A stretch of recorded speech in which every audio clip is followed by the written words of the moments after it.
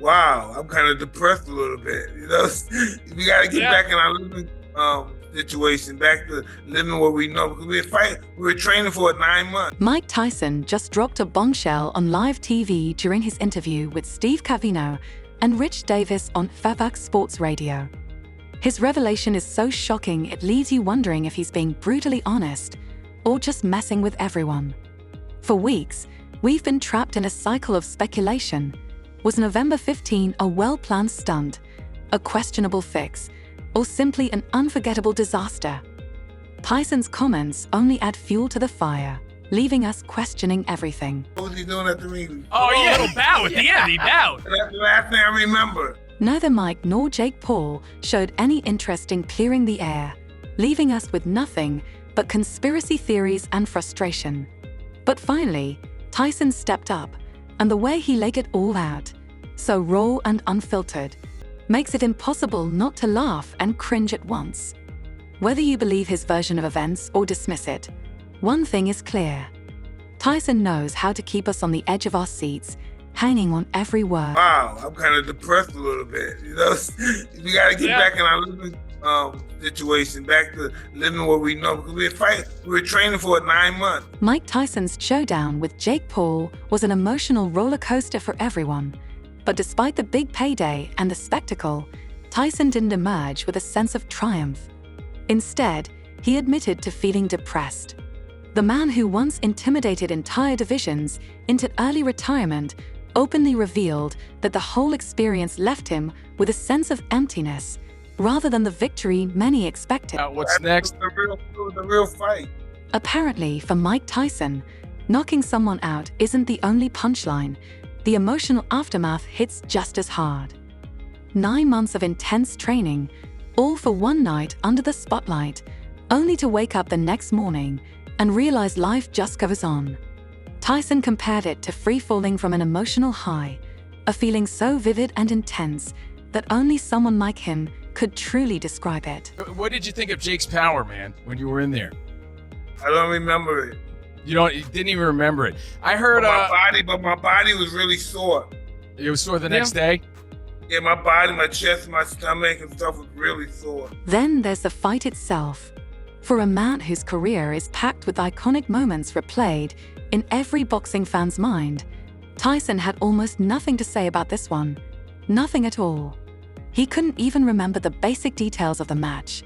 His biggest takeaway, Jake Paul bowing at the end. Where, you're holding back a right-hand punch, in my opinion as a fan, to not be exposed so that you don't get hit. Is that what was happening in that clip, or you don't even know? What was happening? Definitely showed me. I was just, listen, know what I remember? No. Coming back from the first round, and then the next thing I remember Jake is doing some kind of, I don't know, what was he doing at the ring? That's it. No vivid breakdowns of punches, no tales of epic strategy, just one hazy memory of a YouTuber bowing in respect. And here's the kicker. Tyson didn't even feel like he pushed himself physically. He barely broke a sweat during the fight, yet the next morning, his entire body felt like it had been steamrolled. Chest, stomach, everything hurt. For a guy who embodies the phrase, built different, waking up sore after what seemed like an effortless bout raises more eyebrows than a poorly aimed uppercut. Not at all. Listen, I wouldn't have realized any of it. It went 3-minute round. I didn't realize it. No story is complete without a hefty dose of controversy. As soon as clips from the fight hit the internet, fans turned into detectives. Some claimed Tyson was holding back, pulling punches like he was sparring with a toddler, while others argued it was a sign of age, catching up to the 60-something legend, unable to throw the same powerful punches anymore. So I woke up and told my wife, why did I do that? I don't know. I just don't know what the hell goes on. And what was her response? What was your family's response to everything? They were just supporting me. Then there were those who claimed the whole thing was staged, neatly packaged drama to keep the Jake Paul saga alive. Tyson shrugged it off. The man openly admitted on live radio that he barely remembered the fight. Adrenaline, nerves, decades of hard hits to the head. Who knows? The fact that Tyson can't explain it only adds fuel to the conspiracy fire. Yeah, I am happy my family saw that. But we don't normally go around and talk about me fighting and stuff. I say I'm a fight, and then they say, Dad's gonna fight. Over 108 million people tuned in to witness Mike Tyson's latest spectacle, proving once again that this man could draw a crowd, even if he was simply standing in a grocery line. His star power is undeniable. What we were talking about, that fight was such a big ascender. We were so up and high. We were so excited. The fight's over, boom. Wow, I'm kind of depressed a little bit. We got to get back in our living situation, back to living what we know, because we're fighting. Even Tyson's family got a front row seat to the wave of public adoration. Can you imagine being one of his kids, growing up with Dad as just the guy who tells you to finish your vegetables, only to see millions of people screaming his name? Tyson himself admitted it was surreal for his family. For years, he kept his boxing career separate from his home life, but this fight changed everything, bringing his two worlds together. They have to be trained. Now, Mike, Jake punches hard. He does. I know. He's a big dude, man. So bad. It wasn't just a sporting event. It was a chance for Tyson's loved ones to grasp the depth of his connection with fans. For Tyson, seeing his kids experience that love firsthand was truly heartwarming. Well, as heartwarming as it gets for a man whose life has been a mix of triumph and chaos. At 58 to do it, finally. I don't know. Just let's fight, Jake. We talked about it for years. Let's just do it. Of course, this is boxing and Mike Tyson, so things never end on a purely wholesome note. The feel-good vibes lasted all of 5 seconds before the internet did what it does best: start a firestorm of controversy. As soon as the final bell rang, accusations of rigging flooded in like clockwork.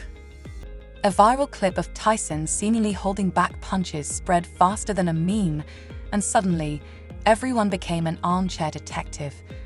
Was Tyson protecting Jake Paul? Was this some WWE-style scripted drama? Or was it just Tyson being, well, Tyson?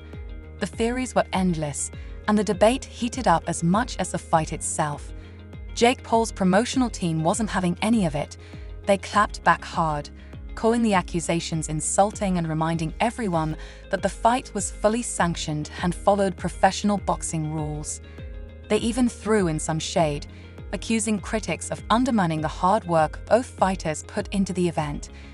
But here's the thing. Boxing fans are nothing if not persistent. See, is that your house right there? Yeah, I was gonna say you're living in a beautiful place. Yes, I am. Looks like you're living large right now. Very fortunate. I'm very fortunate. Yes, thank God. Allahu Akbar. In true Tyson fashion, he added fuel to the fire with his post-fight interview. When asked about specific moments fans found suspicious, he simply shrugged and claimed he had no idea what they were talking about. Combine that with his earlier admission of barely remembering the fight, and you've got a recipe for peak internet speculation. Was he being brutally honest, or was this his way of dodging tough questions?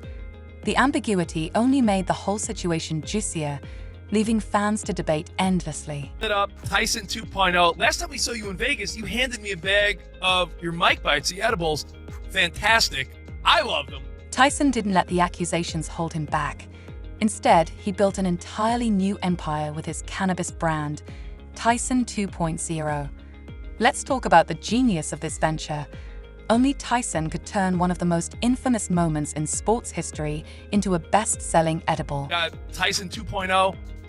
Tell us what we got to be trying, and what do you recommend for a guy that's open to this? Hey, I recommend you try everything. Yeah?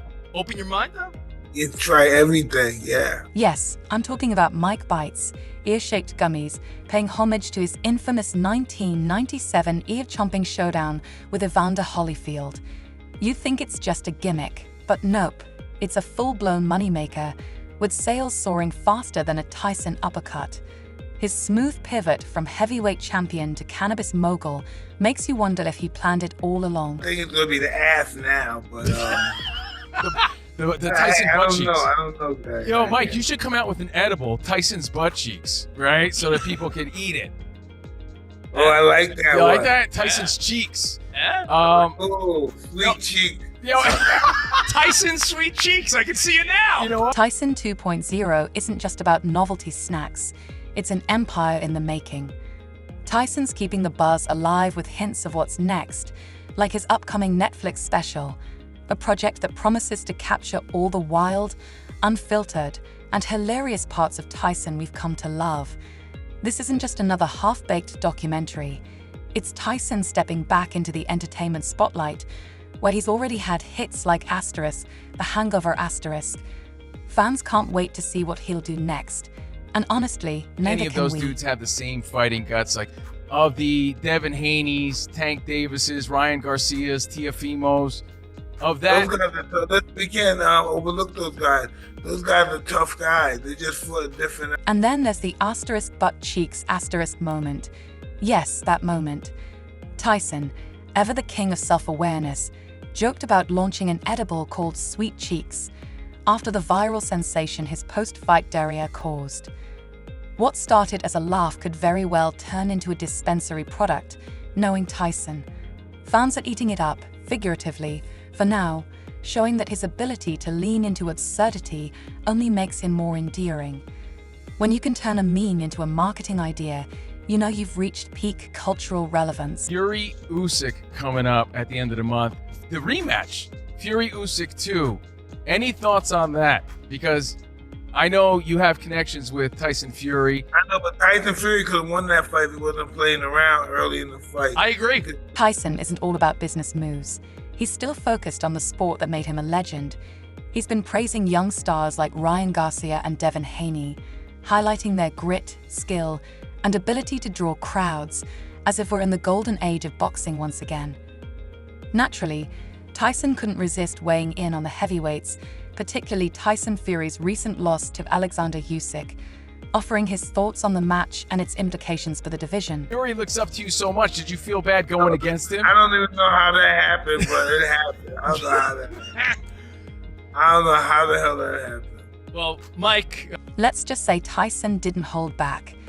He believes Fury's early round sloppiness cost him the fight, and honestly, he's got a point. It wasn't a scathing critique, more of a tough love reminder that even the best need to stay sharp. With a rematch looming, Tyson's remarks have heightened the anticipation, perhaps nudging Fury to step up his game. Tyson remains captivating, not merely a retired fighter profiting from his fame, but a dynamic, endlessly entertaining force. Whether redefining his image, analyzing the sport he loves, or transforming viral moments into business ventures, Tyson demonstrates that his legacy isn't just preserved, it's still evolving. Few can match his ability to stay relevant, proving once again why he's a legend in and out of the ring.